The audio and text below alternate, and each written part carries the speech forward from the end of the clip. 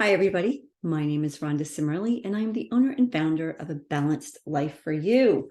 You know what? Our mission with A Balanced Life for You is to empower you as an individual to achieve your full potential by providing transformational coaching as well as neurolinguistic programming techniques that promote personal growth, leadership development, and a positive change. We're committed to providing you a safe, supportive, and non-judgmental space so that you can explore your goals, your aspirations, and your challenges, as well as to work collaboratively with a team that helps you develop the skills, mindset, and strategies necessary to create meaningful and sustainable success in all areas of your life. That is our mission here at A Balanced Life for You. So today's topic is life-work balance, some essentials to maintaining your overall well-being and productivity. How would you like that? I have 7 key areas that you can focus on that when you apply them, now here's the key, you can hear them and you go, oh yeah, okay. But until you take action and actually apply this, not too much is really going to change. So let's get started, shall we? How about time management? We've all heard of time management. It's so essential.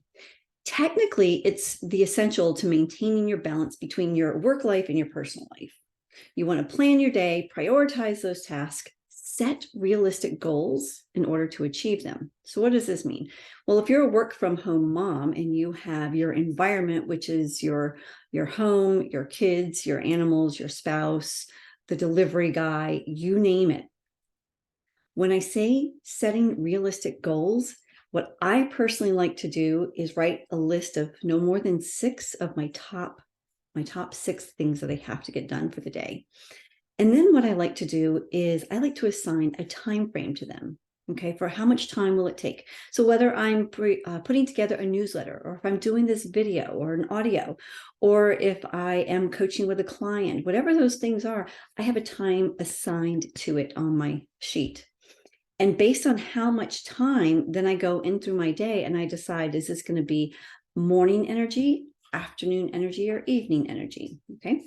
Because what I have discovered for myself, and I think it works for many work from home parents, moms, see what I mean? We have the animals in the background. What I mean for a lot of people, as I was saying, most people that I meet have a specific time of day where you have better energy. Like for me, when I'm planning and creative, I like to do that first thing in the morning because I don't know, my brain, after I get in the shower, I have those creative juices flowing and it helps me write things that maybe they're not systematic, in other words. Okay. All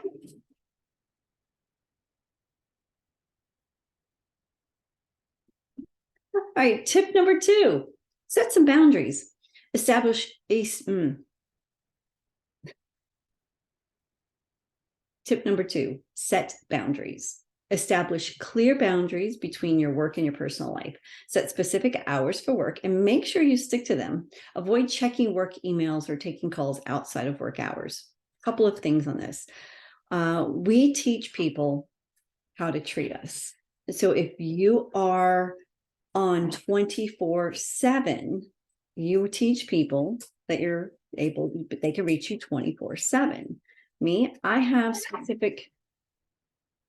specific boundaries in place with my family because years ago, when I was moving up the career path in direct sales into mid-management and higher management positions, leadership positions, I was on 24/7 and I felt like I had to answer somebody's call right then and there.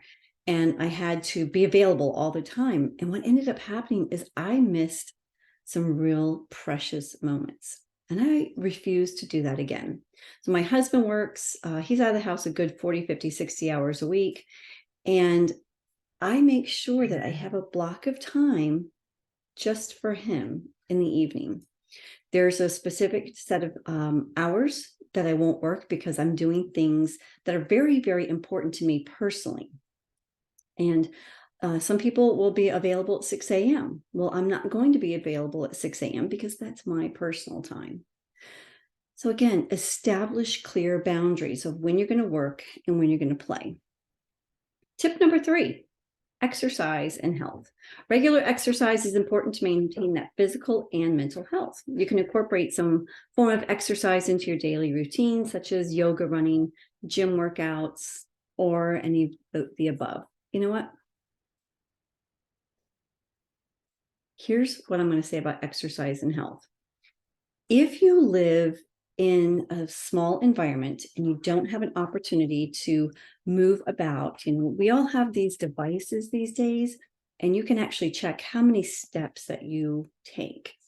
And if you're taking less than 2,000 steps a day, you definitely want to make time to plan that out. Now, for myself, I have chores every morning and every evening, where it takes me a good 45 minutes to an hour to feed all of the 4-legged fur babies that we have. And I walk easily 2,500 to 3,500 steps every morning and every night.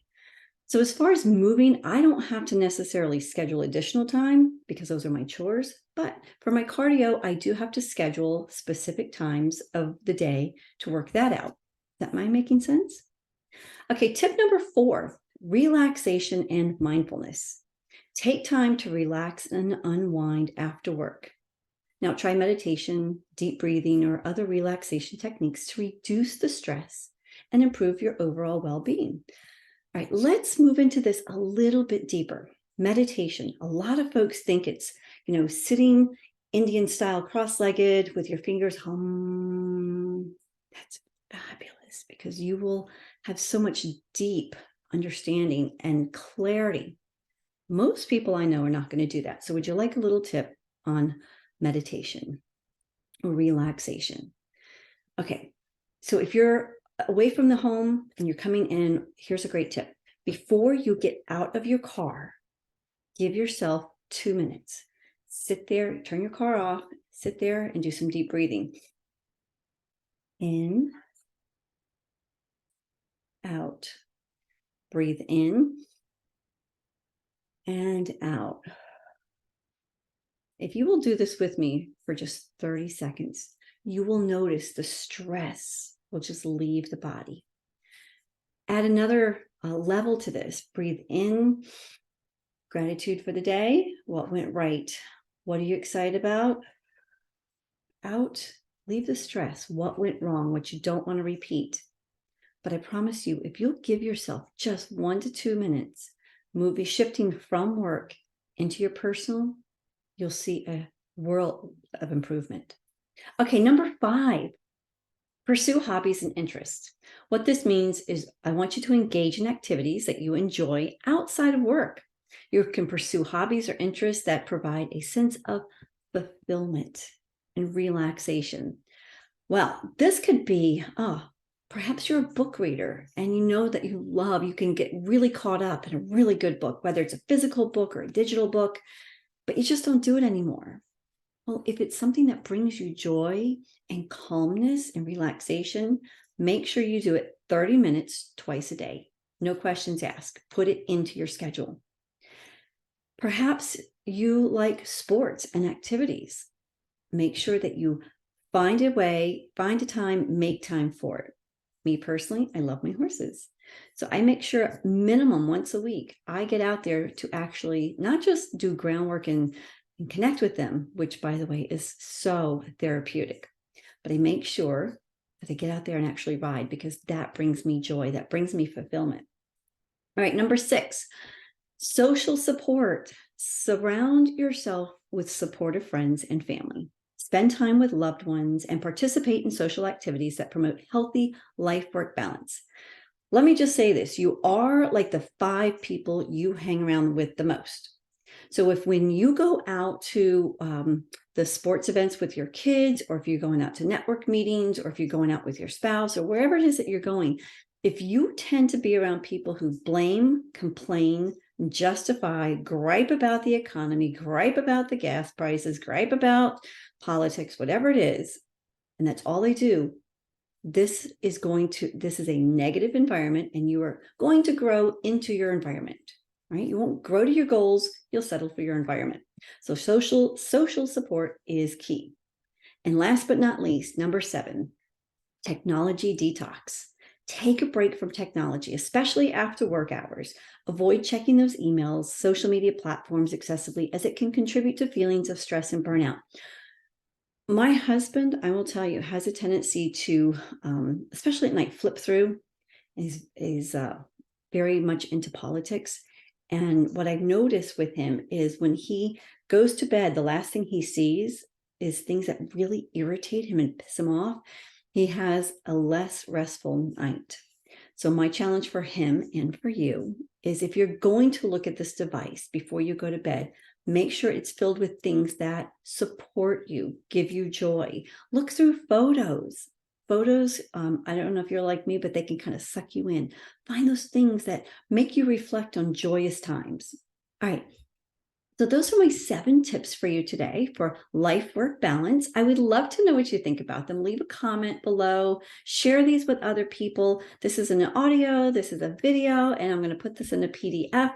And if you need any help and assistance with any of this, or you just need to bounce some ideas off, or if you would like to know how to level up or elevate your life, reach out to me.